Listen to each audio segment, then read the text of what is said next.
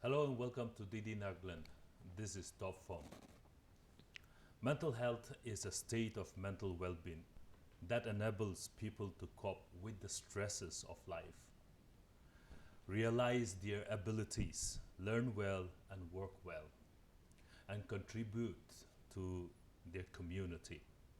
Mental health is more than the absence of disorders, it exists on a complex continuum which is experienced differently from one person to the next, with varying degrees of difficulty and distress, and potentially very different social and clinical outcomes. In this episode of Top Form, we have with us in the studio our panel of experienced and experts in their choice of profession to help us understand better on the issue of mental health. Globally, mental health is asserted as a universal human rights. And why is this so? We will break it down with our panel, Dr. Viketulye Piena and Ms. Hinokali Jimomi. Thank you, Doctor and Hinokali. Thank you for coming to the studio. So as we discuss or try to break down mental health, the first question I want to put to you, Doctor, what is mental health and why is it important for people like us? Yeah. To put it simply, mental health simply means a state of emotional, social, and psychological well-being, and it is necessary. I see. When we are mentally healthy, we can look forward to going to our workplace. We can be creative. We are most creative, most productive when we are mentally healthy. When we are mentally healthy, we can sleep well. Yeah. When we are mentally healthy, we have good relationship with the family members, good relationship with the people in our workplace. When we are mentally healthy, we can cope with the stress of life and contribute much to the society. I see. That is why it is so important for all of us to be mentally healthy. Doctor, how common are mental health issues and do they affect everyone equally? Yeah, it's become very, very common. The stress of life that comes with modern life, with modernity, has increased manifold. Stress affects everyone equally. Both the rich and the poor are not spared. Everyone, young and old, rich and poor, everyone is equally affected. And too much stress is taking its toll on our mental health. I see. That is why it's become a very, very common problem. Every man is, all of us are vulnerable. Hinokali, can you explain the role of a counselor in addressing mental health concerns within the church congregations? Okay, well, the role of a counselor in today's context, the counselor need to first talk about what mental health is about to the congregation, because many are aware as well as many are not aware of it, what mental health issue is all about. The second thing I want to talk about is like the counselor need to say like conduct a seminars, awareness, in order to educate the congregations and help the congregation to identify the signs and symptoms, when and where and whom to seek help when they're in need of it.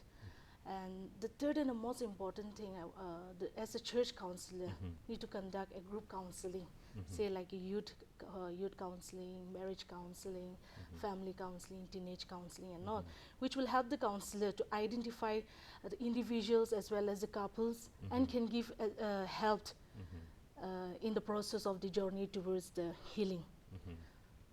Yeah, and taking a point from what you have said about marriage counseling, Yes. I think one day we should be talking deeper into what the importance of marriage Yes, counseling exactly. as well. Yeah. But next question to you, Hinokali, how does faith intersect with mental health? And how can spirituality be a source of support for individuals facing mental health challenges? Well, faith is a person like having a faith gives us a hope and a positive comfort, the guidance, if we have faith, and can lead the person to cope with the situations that the person is facing, as well as with regard with the spirituality. Spirituality is all about the promotes positive health related behaviors which enhance the person a sense of self and a personal growth. So like I feel that the faith and spirituality go hand in hand to help the person who are going through mental health challenges. I see. Doctor, Just to add, yeah, sure. having a strong spirituality also helps you to cope with the stress of life better. Yes, very much. Okay. So, doctor, coming back to you, what are the warning signs and symptoms of common mental health disorders that you would like to tell us? Yeah, that's very, very important. Some of the most common problems that you will notice if somebody is having some mental health problem, like sleep problem. A lot of them will have a little sleep problem, sleeplessness. I see. Number two, they usually like to dissociate from the social circle. They like to socialize less. They become Isolation. withdrawn, Yes, isolate themselves, stay alone. They don't want to talk, they don't want to sing, they don't want to joke. All those pleasures of life activities becomes less. I see. Then another thing that you can keep in mind is decreased energy. They feel tired, fatigue all the time. No drive, no motivation to do things. So they feel totally their life becomes less productive. Josh Nai. Josh, yeah, the dynamism is less. Yeah. I see. Yeah. Then another thing that you can keep in mind is the restlessness. You can be restless also. I see. Yeah, sleepless, restless, socializing less, decreasing activities. These are some of the things, small, but very, very important cues that you need to keep in mind. No? I see. Doctor, what are the stigma and misconceptions surrounding mental health, and how can we deal with this? Yeah, the problem with mental health in our society is, unlike the West, we tend to associate mental illness with something bad, shameful, evil, or something like that. No, that we don't want to normally discuss in the open. So it is still considered a taboo. Culturally speaking, if somebody is having a problem in the family, we used to hush it up. Hey, bahar, mandu ke na kobi, mandu ke na kobi. We used to hush it up. It's kept as a family secret. Why? Because it is seen as a cultural weakness. It is seen as something shameful. That is why, because of this very stigma, it becomes a hindrance for the patient to go out and seek treatment. So this is one big problem. But to deal with this, I think we need to come out in the open, like today we are doing. Discuss openly. Okay. I have a little bit of depression issue, no problem. I have a little bit of anxiety issue. Let us be a little more honest with ourselves, a little more open discussion in the church, in schools, in public domains like the darshan presentation, something like this. No, we need to come out and discuss and create more awareness about mental health issues so that we decrease the degree of stigma. Yeah, getting back to you, Hinukali. What are some common mental health issues that people in our church community may be dealing with, and how can we recognize these signs in the church setting? Okay, looking into today's context, the common mental health issues we see in the congregation is like anxiety, disorders, and depressions. And in order to recognize such signs and symptoms, if a person, as our doctor has already said, the restlessness in them, change of behavior, as well as like intrusive thoughts in them, and having being isolating themselves from the social and the change of behavior. So like these are the signs that we can recognize, like an individual, whether the individual is going through this mental health issues and all, depression, anxieties and all. Let me add Yeah. one more point Yeah, sure. about the signs and symptoms of the mental problem in the church. No, dropping out of church attendance. Yeah. If a person is Yes. not coming to the To the church, church. not hungering and thirsting for the word of God, that means there's something not quite all right with the individual. Usually, when somebody is in depression, he doesn't want to read, he doesn't want to pray, he doesn't want to go and attend church.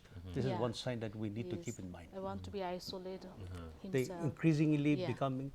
become more and more isolated. I think when you say that, this question becomes more pertinent. How can we reduce the stigma surrounding mental health issues within our faith community? Okay, regarding that, in order to reduce or eradicate the stigma in the church or the faith community of today, the first thing, as I've said earlier, talk about the mental health issue first, so that the congregation will be aware of like what mental health issue is all about.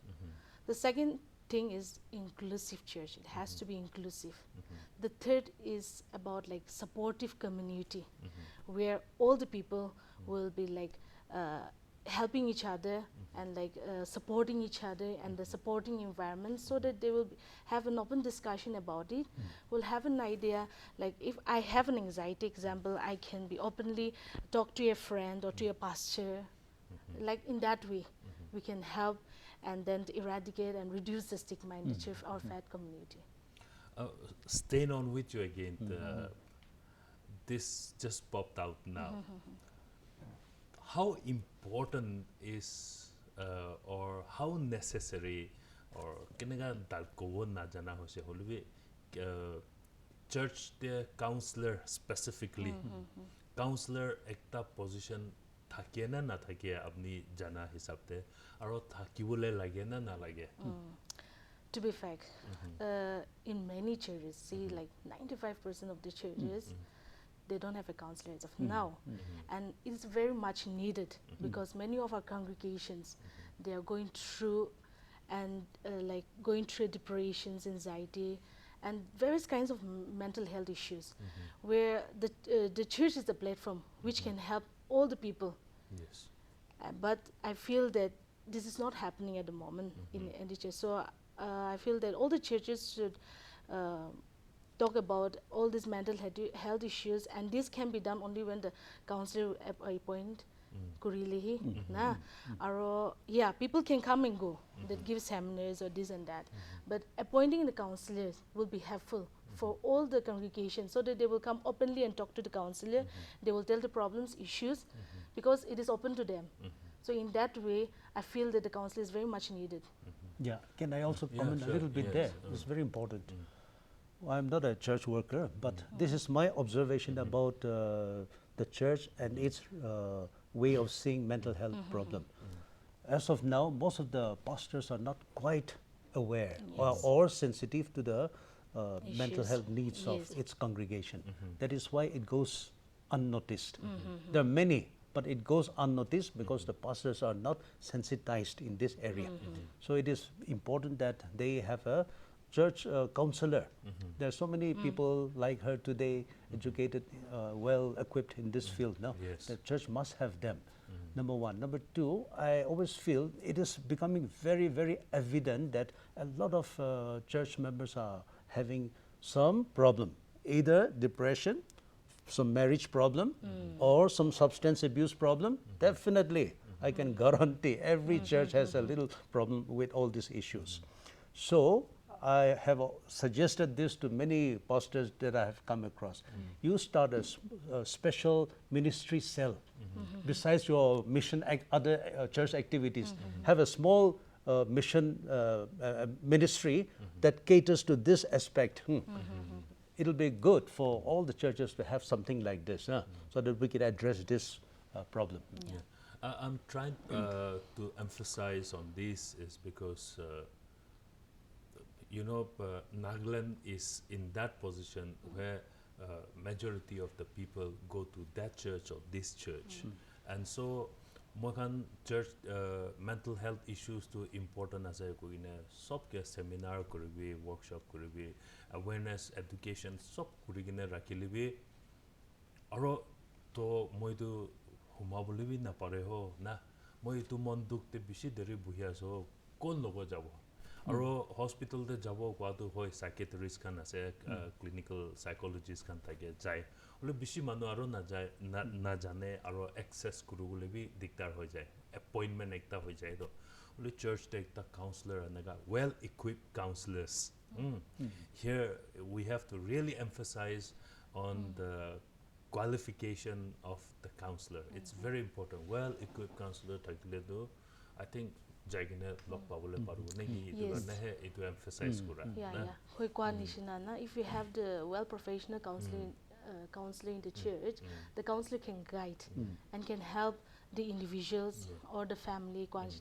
Now these days we have many marital conflict also, divorces cases, and as the doctor said, like there's many substance abuse people. So in order to help them, like professional, not just like okay, tai purishe to tai appoint koidunen, but a professional counselor need to be in the church in order to help and guide them. anyway we will park that for now and hopefully someday we will be able to take it up again getting back to you doctor how can parents and caregivers promote positive mental health in children and adolescents That's a very good question. Firstly, I would advise all parents not to put too much pressure on the children, especially academic pressure. Puribi, first division top koribo lage itu pressure to kamti koribe. I tell you, most of the suicides among teenagers are chiefly contributed by parental pressures. Every parent wants his son or her daughter to become a doctor, engineer, officer. No, and your son may not be the least interested in that field. He comes under pressure, stress, and if he's not able to perform, then he blames himself, dejection, frustration, and some of them can even go to the point of suicide. So don't apply too much pressure on your children. Number one. Number two, encourage a balanced life. Study time, no problem, study. This is the age for them to study, but also provide some space, some time for them to play around, socialize. This is very important for psychological growth, very important for distressing. As it is, they have a lot of stress from the schools. When they come back home, homework. When they come back home, I always encourage my children to go out and play. 1-2 hours play, socialize, joke. Now, this is the best way for them to de-stress. After coming back home, you can encourage them to study. So that way it becomes less. And the third thing is for all parents to be a little understanding, a little sensitive to the stress of life, to the stress of their children. They're going through a lot of problems, their own set of problems. For them, studies, as an adolescent. as growing up, young people, They'll have it is their own very person. important that parents also try to be sensitive and understand what they're going through. That way, it'll relieve their stress a lot, okay? Doctor, that part parents and of course caregivers or guardians will have to understand that as well. Medically speaking, what are the treatment options available for people who are going through this state of mind? Okay. mental health issues? Let me put it this way. 70-80% of the mental health issues does not require medication. Pure good counseling, parental intervention, paying them attention. These are all good medicines and good counseling from parents and qualified counselors. Itu para hoi jabo. But some mental illness which has progressed a little more deep with some more major mental signs of major illness like depression, schizophrenia, bipolar, ito kanto treatment diwa lage. I see. So first choice is medication. We have some good medication for this treatment. I see. Number two, medication is usually accompanied with psychotherapy and counseling. Mental health, mental illness is a little different from hypertension and diabetes. They don't need counseling therapy. But mental illness is such a complex illness. It comes with some problems in life. family problem, relationship problem, studies problem, substance use problems. It's a little complicated. So along with medication, we give them psychotherapy and counseling. So this is how we go about with our treatment. Yeah. Hinokali, how can we create a safe and not non-judgmental space within the church for individuals to discuss their mental health concerns? Okay, regarding this, it's quite similar with the previous question, but Kwanishna, the church has to be the church where it talks about the mental health issue. First, though, in order to create a safe environment and to letting the congregation to know about it, mental health issue is genuinely important. There, our supportive environment where like where the congregation or the individual who is going through problems will like come and talk openly about the stress or trauma or like the things that he or she is going through. The third is the church should be a church of like providing hope to a person, as well as feel the sense of belonging to that person. In this way, it can bring those like safe environment where example, if I am a client of such mental health issues, I will feel safe if such things provide me like giving hope to me, or like if I feel the sense of belonging, then like automatically I'll be able to cope with the situations or the problems, issues that I'm going through. Then I don't know if this is of value, but how stupid I may sound, but I just want to put this one to you. Are there specific biblical verses or teachings that can offer comfort and guidance to individuals dealing with mental health challenges? Okay, specific to mental health, but obviously there are lots of Bible verses which gives us hope, which gives us the promises of comfort, guidance and all. And to name some of it, or like the verses or reference, I would say that 2 Timothy, I feel like 2 Timothy chapter 1 verse 7 can refer to it. Psalms chapter, if I'm not wrong, Psalms chapter 23 verse 7. And then so you mean there are verses, yes, they are and teachings in the Christians' perspective where mental health challenges can also be given hope. Yes, because all these Bible verses, biblical verses, talks about giving talks and deals about like guidance, comforts, and like helping the person to cope. So I see. Thank you. Well, doctor, getting back with you, what are the possible long-term consequences of untreated mental health conditions, and why would early intervention be necessary? Yeah, like I said earlier, roughly speaking, say 70-80% of our everyday life stress does not require medication. With plain good counseling, good support from the family, attention, love, care, all this will help you to come out of it. But the other 20% of your mental issues, if it is left to fester, it can grow deep. I see. And it can become a major mental problem, like bipolar, schizophrenia, and depression, which requires long-term treatment. So it is just like mental illness is a little like cancer only. I see. Cancer, if it is detected in the first stage, early stage, first stage, second stage, we can do so many things, and we can even eradicate cancer. But if it is left to fester and you detect in the fourth stage, you can't do much about it. Treatment, this, kiba, sob, koribo, America te jabo, you'll die. You wouldn't have many days to live. We have a similar situation with mental illness also. I see. So early intervention is very, very important. Yeah.